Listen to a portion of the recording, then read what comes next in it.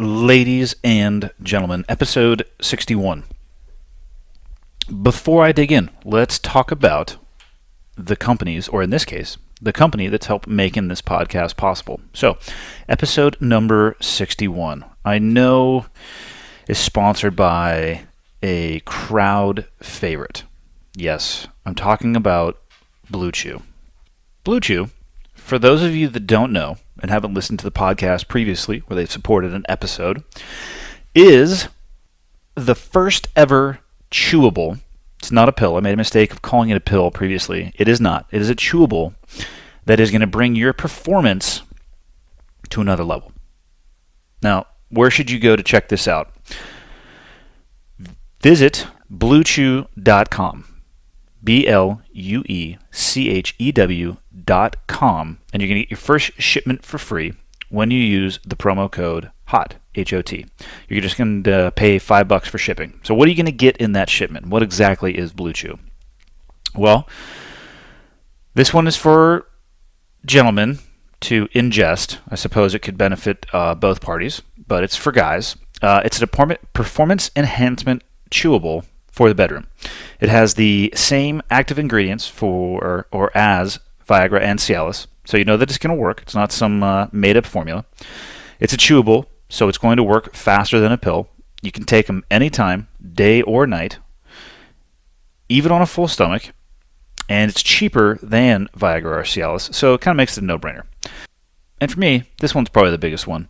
You don't have to go to the doctor's office or spend time in a pharmacy line, because it comes straight to your house in discreet packaging. I would really not do well having that conversation with the doctor or making eye contact with the person filling this prescription in the pharmacy, but that's just me, and sometimes I can be pretty much a sissy.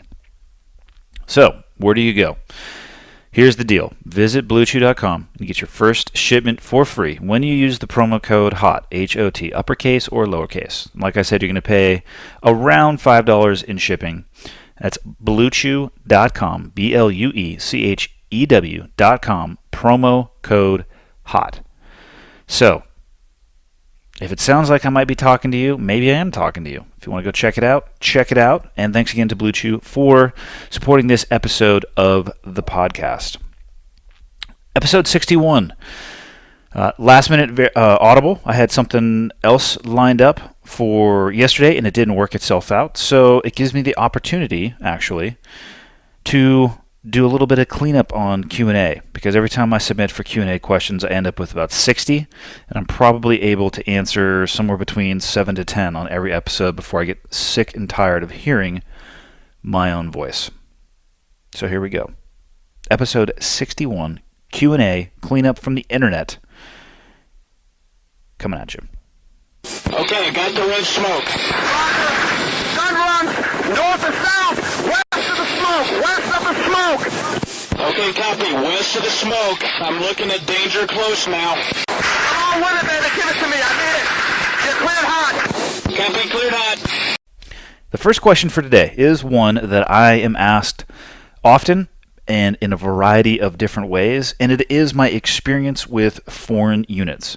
Most of the time, it's specifically asked in terms of, have I worked with the SAS, and that's Australian or British, the SBS, the Polish GROM, fill in the blank. I am obviously not familiar with every special operations force in every military throughout the world, and unfortunately, I have only had peripheral exposure to really any other military special operations force. And all of those interactions have actually been in training environments only.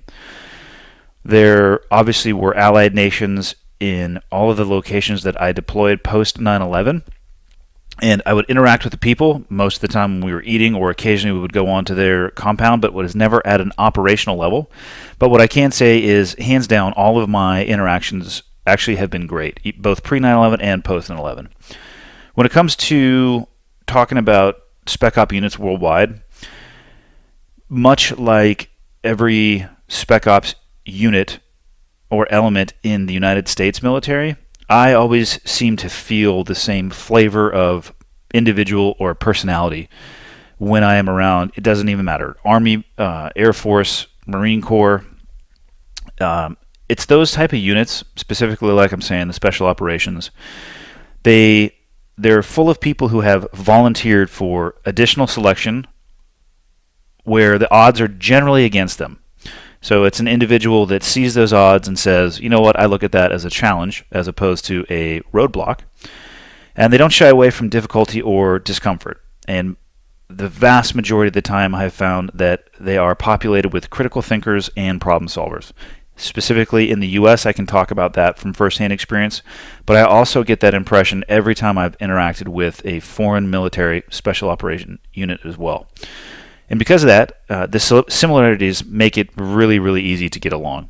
I'm sure that at an operational level, there would be, I wouldn't say difficulty, but if there's a language barrier or an equipment difference, there might be some hiccups that you'd have to deal with, but I think we could probably make it work at any time.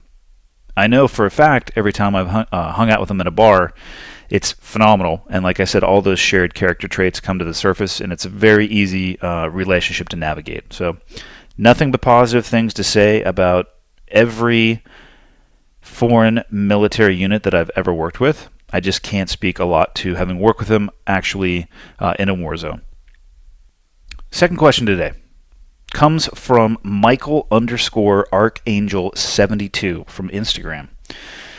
And his question reads, how do you deal with forgiveness instead of feelings of revenge? Sometimes very poorly is the honest answer that I'll give you, Michael. I do my best not to hold grudges and sharpen axes behind people's backs, but it doesn't always work. So I'm certainly not perfect when it comes to this, but I definitely do my best. So what I have found when it comes to the choice between, forgiving somebody or doing something to elicit what I would consider to be revenge, the vast majority of the time, when I'm sitting back and just stewing or grinding that axe against the sharpening stone, the individual that I wanted revenge towards or against was completely oblivious to how I actually felt. And 9 out of 10 times, it was my feelings were driven by an unintentional act that the individual, again, was not aware of. They were certainly not aware of the impact that that act had on me and how I felt about it, or it was a misunderstanding. They said or did something that I took in the absolute worst possible way, where the individual did not mean it in the absolute worst possible way. They might have meant it in a good way, and me being me, spun out into left field and took it as something that was negative that shouldn't have been considered that. So while those people were blissfully oblivious to how I was feeling, I was wasting an inordinate amount of time, effort, energy,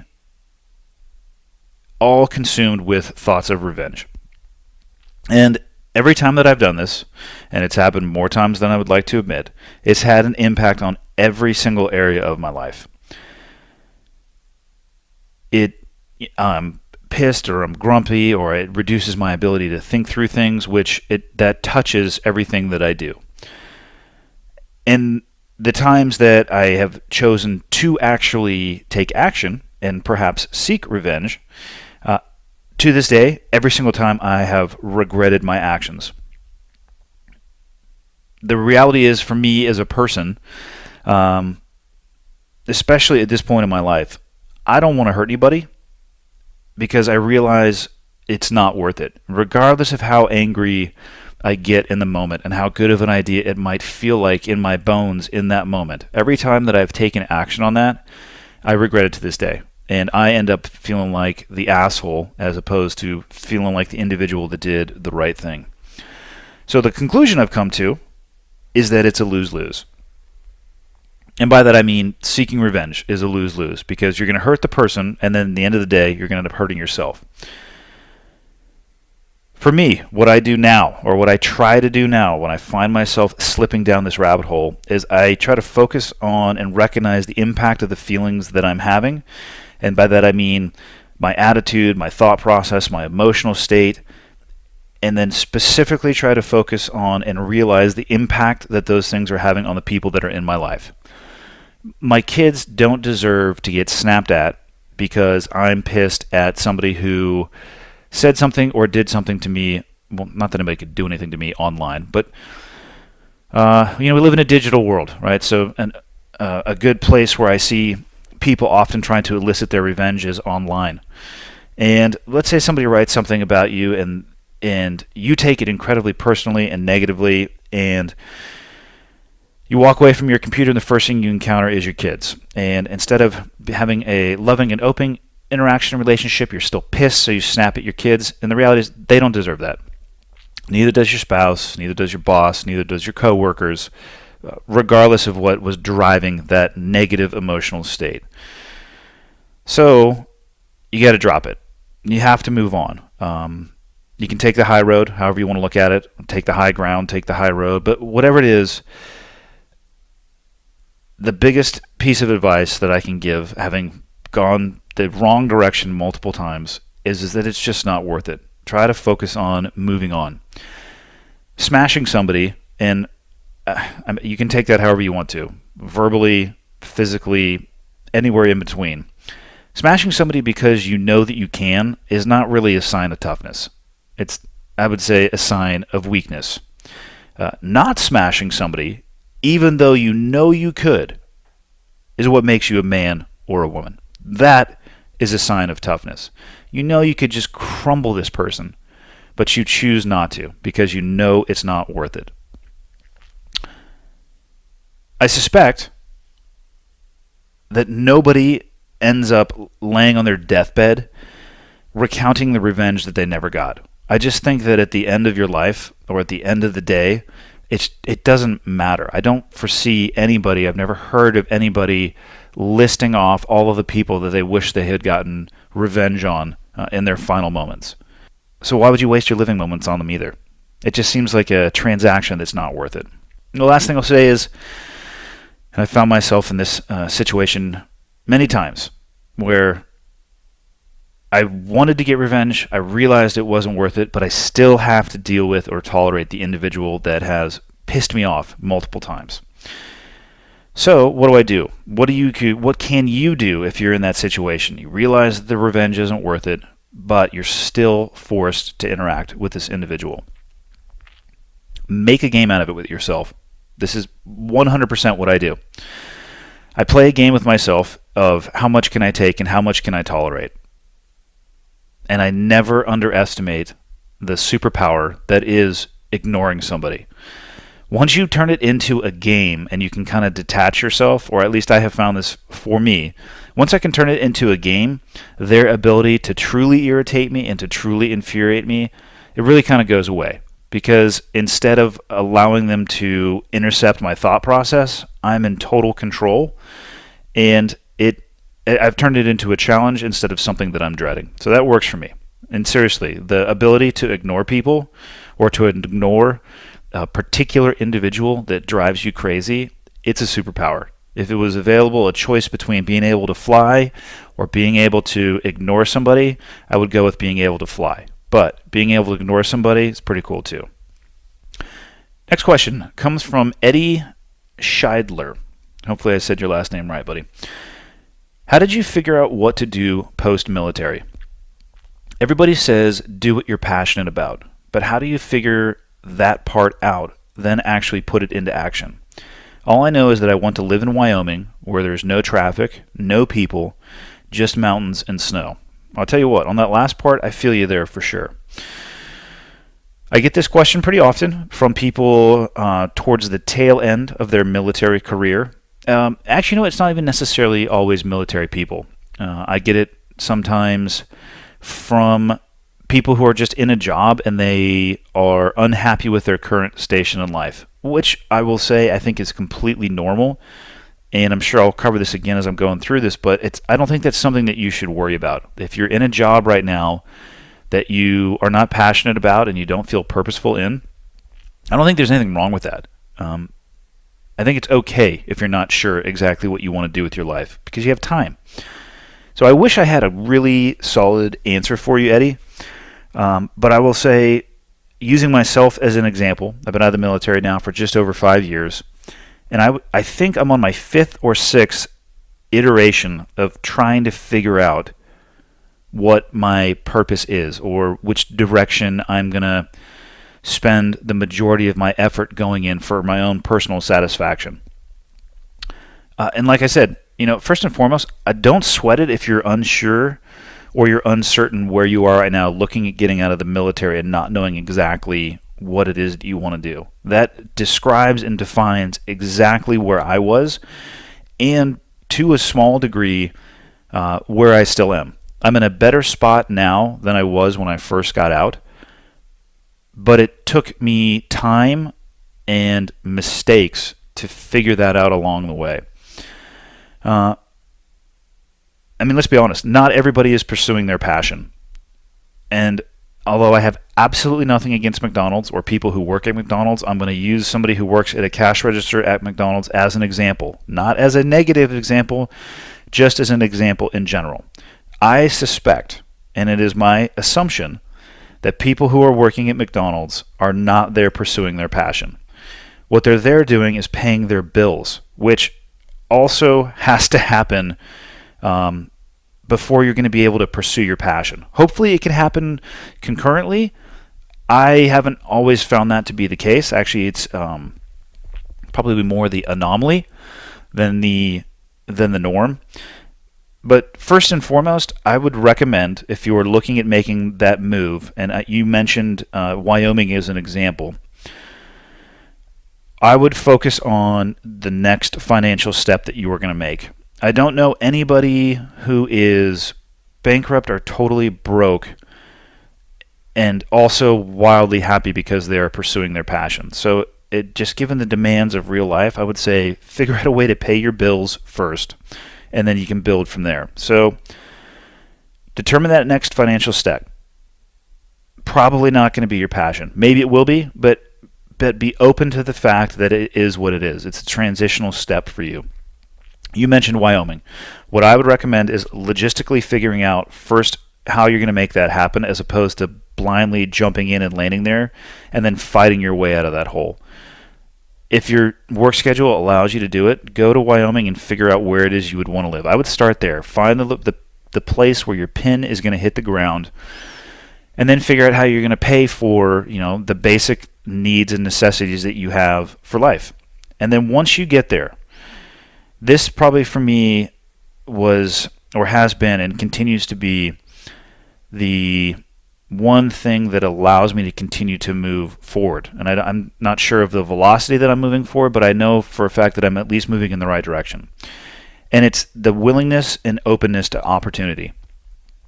And with that, you have to be willing and open to taking a risk and getting outside of your comfort zone.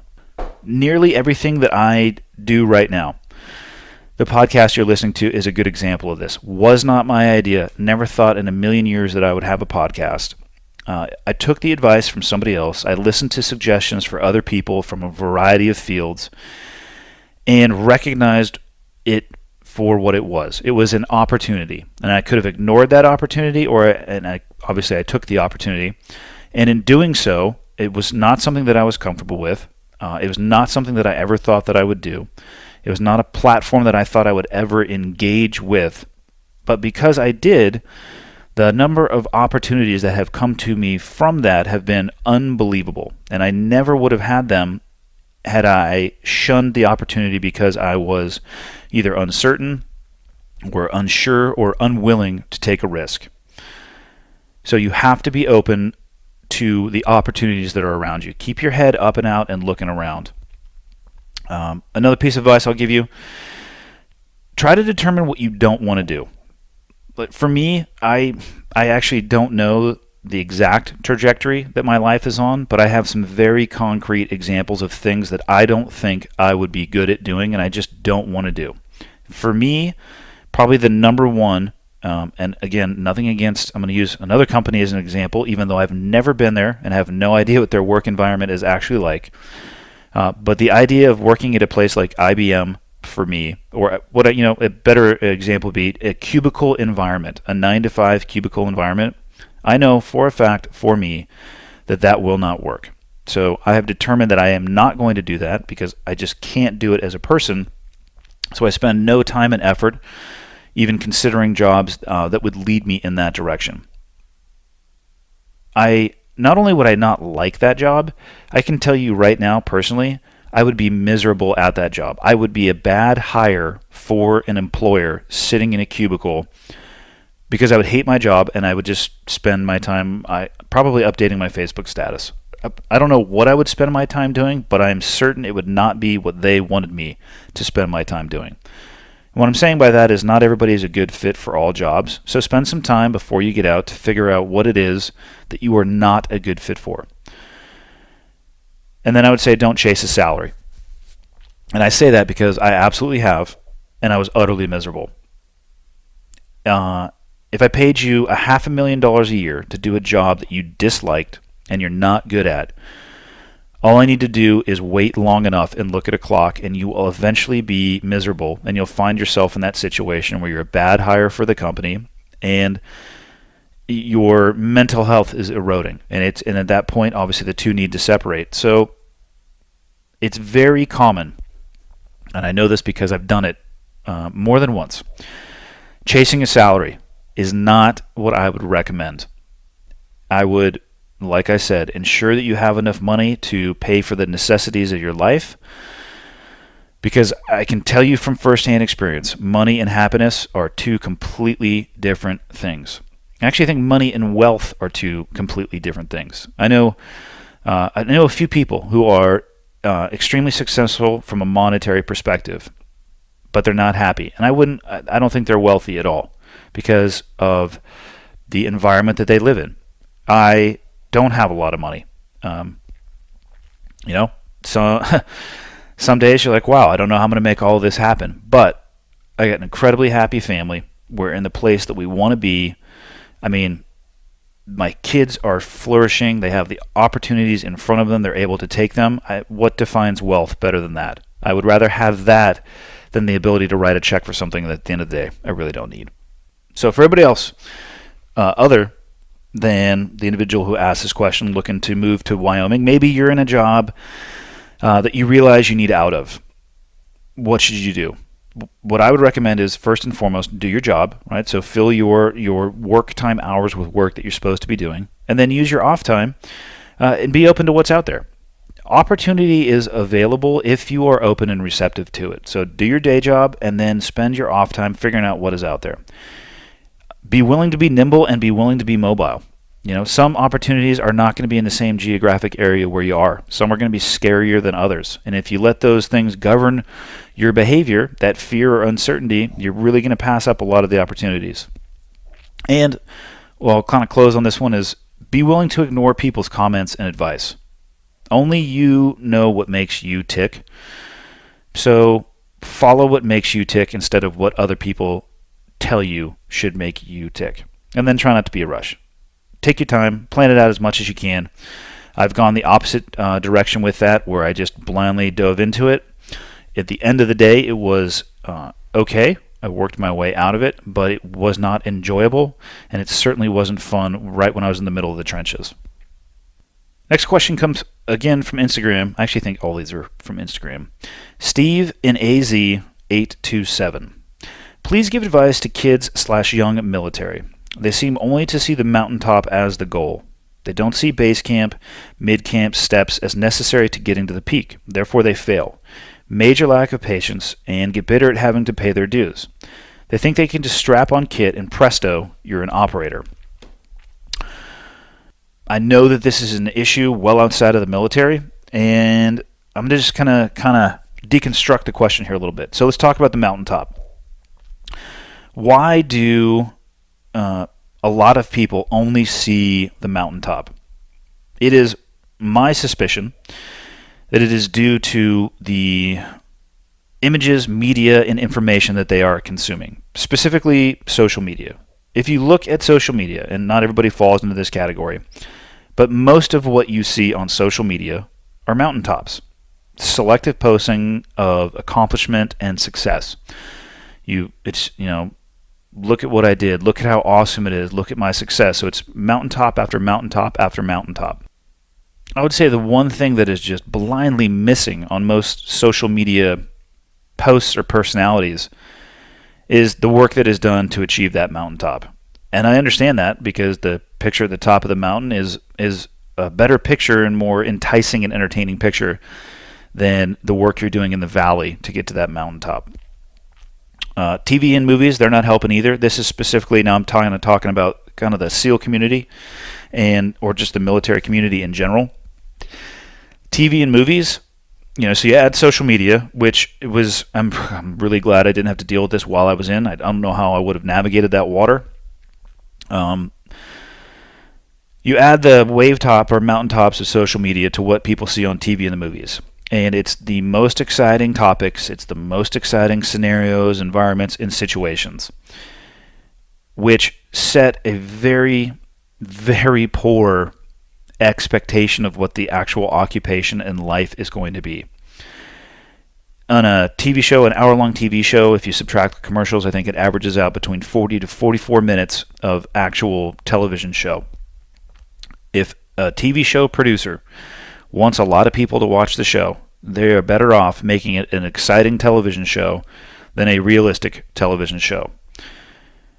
There has never been, in any movie or TV show that I have seen, a scene where individuals are staring at Microsoft PowerPoint for up to 72 hours until they're cross-eyed, arguing and fighting over which font to use, which color background to use, which icon of a helicopter. I mean, to the point where you're literally, figuratively, and utterly brain dead, staring at a mission planning slide, and then you submit it up in the hopes that it gets approved. I haven't seen that in any of the TV shows. Why? Because it's boring. But the reality is you spend a lot of your time actually doing that. So if people come to these communities from an environment where they're drawing their opinions or impressions only from social media, only from TV and movies, it makes expectation management extremely difficult. The world that they are entering is going to be vastly different than the world that they think they are entering. The last sentence in your question was, they think they can strap on kit and presto, you're an operator. Well, the reality is you are an operator, you just suck. And you're a danger to yourself and you're a danger to everybody around you. And the reason for that is it's not the gear or the kit that you put on that makes you the operator. The gear can enhance it, but the individual wearing it has to have a baseline level of knowledge and capability. There is no hack for experience, period. It requires time in the saddle. Book knowledge and battlefield knowledge are not the same thing. You could read 50 books. It doesn't mean that you're going to necessarily be better on the battlefield. And you can read books pretty rapidly. It takes time to develop competency, especially in these military occupations. So that's going to become a leadership challenge for those in leadership positions in these military units. For those leaders, you're going to have to focus on and you're going to have to reinforce that expectation management. We do, for better or worse, at least it seems this way from my own eyes, we are living in a largely instant gratification type of culture. And that has to be combated in an environment like the military. The best way that I think you can do that is to focus on the fundamentals, is to drive that energy and that optic back towards fundamentals. And as a leader, one of the best things that you can do to set that example is to let your people see you also focusing on those fundamentals. Now, paying your dues, another thing you mentioned, or failure and paying your dues, which I'm just going to put another description of that in, of putting in the time. But I'll start with the failure. Micro failures, they're absolutely essential for building your experience. They help you build that knowledge base and the experience. The important thing, though, is make sure that they're micro failures and that they don't actually have macro impact. In the military world, training environment is the best place to do this. Push your people hard, let them fail, push them to failure for particular reasons, not just to be a dick and say, hey, ha ha, look at you, you failed because you don't know anything. That's really easy and it accomplishes nothing. So highlight failures for particular reasons and just make sure that they don't have a macro impact. For myself, in my own experience, the most concrete lessons that I've ever learned were through failure and setback. So it is essential. Now, for the individual who's trying to rush, the one who doesn't see the value of paying your dues or putting the time in, if you don't see the importance and value of the time in the saddle, or you don't have the patience to focus on the fundamentals and knowledge, you're likely in the wrong occupation. And I think it's a pretty good idea that you sit back and think long and hard about whether or not you are going to or should continue in the line of work that you are in.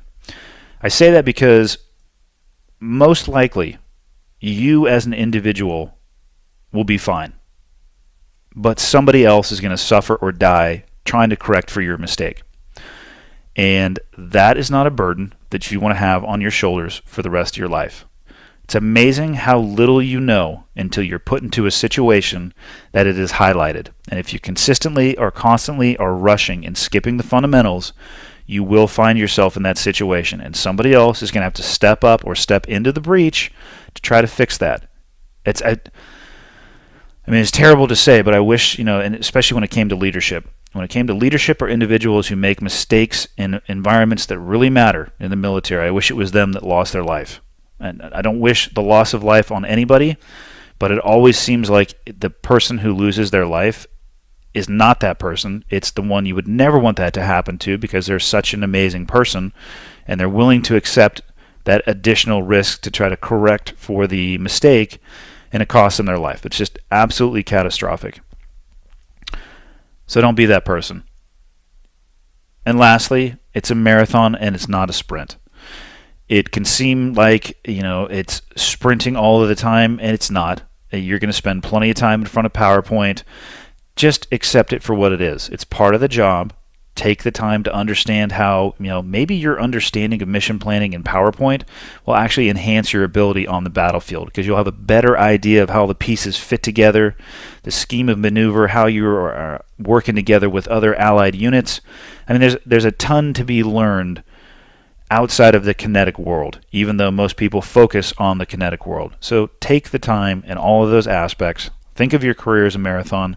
Try to finish as hard and as strong as you started, which isn't going to be possible if all you want to do is come out of the gates and just eat. So that's all I have on that.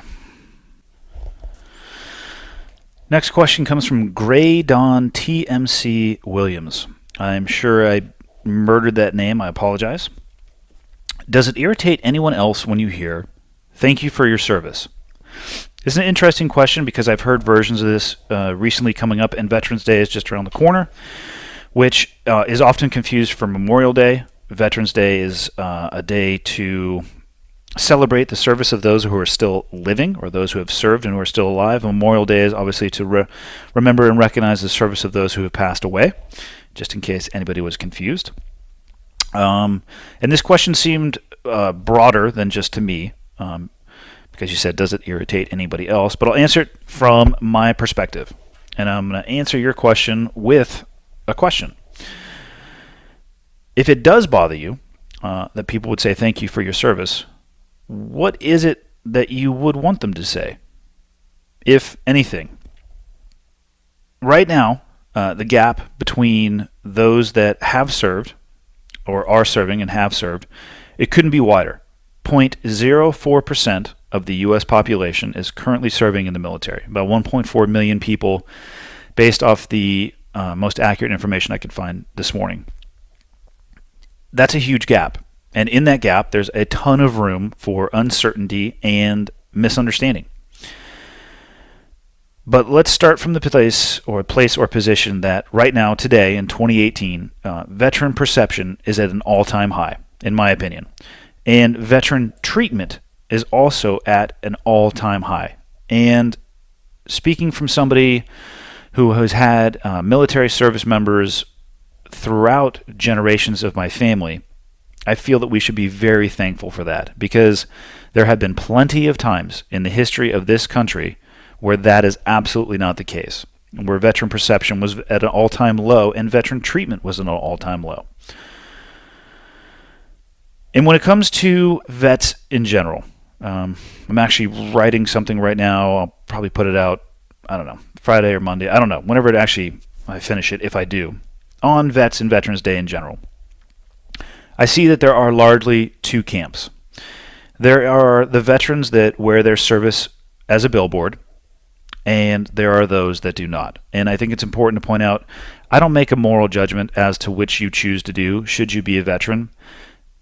Your service, whatever type of service, whatever branch of service it came into, I consider it all to be honorable. There's a lot of differences in services, or in the services, and there's a lot of difference in the type of service that people might have, but in my mind, it is all honorable, and it is yours to do with what you want to do. If you want to wear it like a billboard or not, that's totally up to you. Now, what do I mean by wearing it like a billboard? Oftentimes, I mean they literally wear it.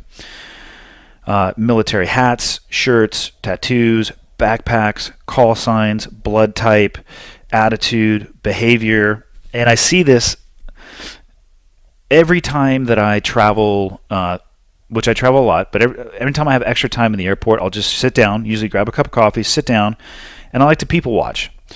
Now, I have a little bit of an advantage when it comes to picking out of these people because I know what to look for, but I suspect that they stick out like a flashing Christmas light to everybody else, just like they do to me.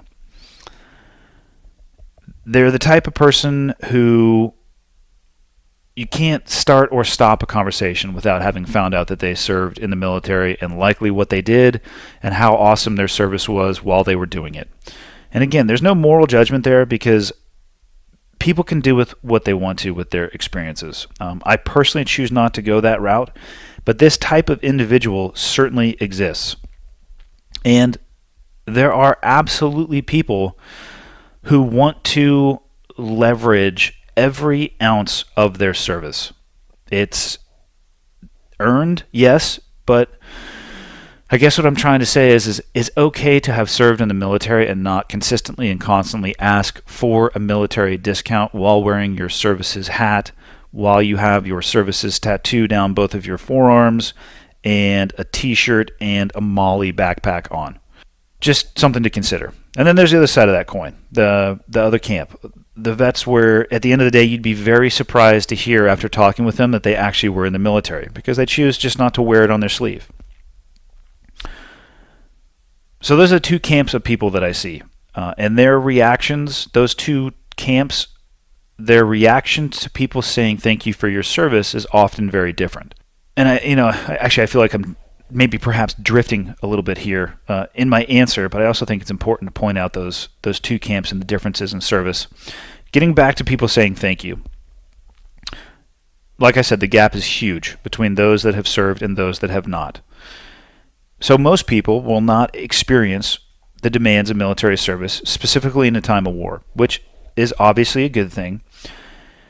But those same people who will not have that experience, they are aware, at least at a peripheral level, that there are demands of military service, and they're grateful to those that bear the cost of that service. And so what they say is, thank you. I don't know necessarily what camp you fall into or why it would irritate you for somebody saying thank you for your service. I would say most people are doing it because they don't know what else to say and they're trying to show their appreciation. So I take people at face value when they say that to me, and my simple response is, you're welcome. It was absolutely my privilege, and that is the response that I give to people because that is what it was. I was very lucky to be able to serve and experience what I was able to experience. And so were you, if you were a veteran. And, maybe carry that in the back of your mind. You won the lottery if you had a military career and you came out of it the other side and you are a healthy, functioning member of our society, which is, should be the goal, to enter and then leave military service and continue to give back to this country and our society. And we're lucky we had those opportunities. Allow the people to share their appreciation and be thankful for it. So I don't even know if I answered that appropriately, but it certainly doesn't bother me, I guess, to answer your question directly. It does not bother me when people say thank you for my service because That's all they're trying to do. They're not trying to make a grand political statement. They're just trying to recognize the fact that it was perhaps atypical or abnormal, and it's something that, they probably didn't get the chance to do, but they feel grateful that other people were willing to and able to step in and hold that role. And that's it. All right, last question for today comes from Frankie_Homan. How do you handle big life changes without becoming overwhelmed? I'm leaving the family business and moving to San Marcos at the end of the month. I'm excited, but also kind of nervous. Well, for one, I think that's totally natural. But to answer your question, combating becoming overwhelmed. I think I approach this in a couple of ways. One is how I set my goals. Personally, I try to set my goals, whether it be an individual goal, a fitness goal, I would say academic goal, but I don't know if I've ever had one of those. Whatever type of goal I'm setting, I try to make it huge. And by huge, I mean big enough that I start getting concerned about whether or not I'm going to be successful. So the fear of failure is starting to flirt in my mind. That's how I know that I have a goal that's big enough. So once I set that goal, though, I get out of the headspace of only focusing on the goal.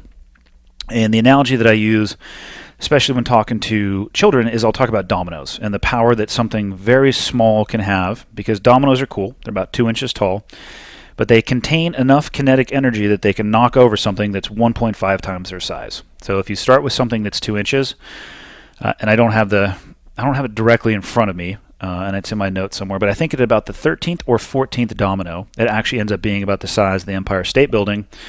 And in the high 20s to low 30s, it's taller than Mount Everest. And that, to me, speaks to a variety of things, but specifically it's the power of thoughts and where you put your time and energy. Small thoughts can have a huge impact. And when I set my goals, I try to line up all the dominoes, from the smallest domino to the next, to the next, to the next. So I have this layout. It's a huge macro layout. And then I get out of that headspace and I dive just into the micro. So I focus only on the process and not on the end state. And specifically, not on the distance between where I am and where I want to be. If you live in that space and you're constantly judging yourself via where you are and where you want to be, that's actually the recipe to quitting buds. When I was an instructor, to reduce it down to its simplest element, my goal was to get the students to think big. The students that were the most successful had the ability to shut that off or tune me out, and they would think small. So I would try to get the students cold. We'd lay them in the ocean, and then I would start trying to invade their mind and talk to them about how long I was going to make them cold, the duration, how far they had to go to complete the evolution or the day or the week. My job was to make them think big. Their job was to think small, or to use terms that I've already used, focus on the process, not the end state. They needed to focus on surviving until I stopped talking to them, surviving through the next 5 minutes, surviving through the next evolution, through the next day, and then 180 days later, you've graduated from the program. The biggest tool I had, or I should say the most successful tool that I had to get students to quit, was to overwhelm them, which ties directly into your question. How did I overwhelm them? I got them to think big, time and time and time again. And it worked time and time and time again. And the number one feeling that I would say they repeated after quitting, from almost everybody I've talked to who has unsuccessfully attempted the program, is regret. And they regret the fact that they made a poor decision while they are overwhelmed. So think small, not big. So inside of that, or for me, when I start feeling the world getting too big, or the task is getting too big for me, I dive out of that headspace as fast as possible and right into the micro. And I think of only the next small thing that I need to do. I complete that, and then I think of the next small thing I need to do. And I repeat that until I have some momentum or a better headspace or emotional state to deal with the situation that I'm in. So that's the mentality. And then with that, I would say be as strategic as possible, but be prepared to maneuver. You could spend a year planning, and at the end of that plan, or the end of the year, your plan is not going to be perfect, and your plan is not going to be complete. And I know plenty of people who spend the vast majority of their time in that planning process, also known, sometimes talked about as paralysis by analysis. They just keep planning and keep analyzing and keep planning and keep analyzing, and they never actually do anything because they've lost sight of the fact that no plan's perfect and no plan is complete. So you're going to have to execute your plan at some point.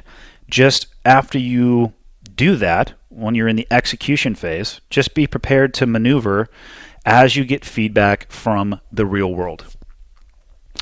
Focus on what you can control, which in that execution phase of your plan, most often, well, at all times you can control yourself, but many times that's the only variable you're going to be able to control. So control exactly that. And like I just mentioned a minute ago, I think the most impactful thing you can control inside of that is how you approach problems, how you approach your goals, and your focus on keeping your world as small as possible. Don't waste any energy on stuff that you can't control. I'm absolutely 100% guilty of this so many more times than I would like to think. Worrying about stuff that I have no control over, and it's wasted time and energy, because it doesn't matter how much you worry about something. If it's a variable outside of your control, the world doesn't really care how much you want it or need it or care about it or are concerned about it. It's going to be what it's going to be. And just focus on winning the battle of big versus small. It's had a huge impact in my life, and it's a philosophy that I use, I would say, almost on a daily basis. If anything seems too big, reduce it into a digestible chunk, attack those chunks one at a time, build some momentum, and then, lift your head up a little bit. And that's it. That is all I have for today. That's episode 61. Episode 62, for any of you who are still listening, is going to be with my wife. She has finally agreed to at least participate, but it's going to be less her and I interacting. What she would like is for people to submit questions so she can get a chance to look at them before. So she's going to do a little bit of a Q&A, and I'll be there as well, and I'm going to ask some questions. And hopefully it will lead to her being more involved later on, so we can really kind of dig into and dive into what I wanted to talk about, which is her perspective and her side of the military relationship and dynamic, and just her experiences of living through it on the other side of the coin. Even though it's a pretty crappy analogy, it's also relatively accurate. So that's coming up on episode 62. What else? Thanks again to Blue Chew for sponsoring episode 61. And again, for those of you who are curious about Blue Chew, it's a performance enhancement chewable for the bedroom. Think of it like this. If sex was an Olympic sport, Blue Chew would be a banned substance. So it's a chewable, works faster than pills. It can work up to twice as fast. It's cheaper than Viagra and Cialis, but it has the same active ingredients. It's all done online. The prescription is going to be filled online by a doctor. Made in the USA, ships right to your house. BlueChew.com, BlueChew.com. Put in the promo code HOT, and you're going to get that first order for free, and you're going to pay about $5 per shipping, plus or minus just a little bit depending on where you live. And that is about it. I think that's all I have. Other than if you feel like leaving a review on iTunes, good, bad, or ugly, please do so.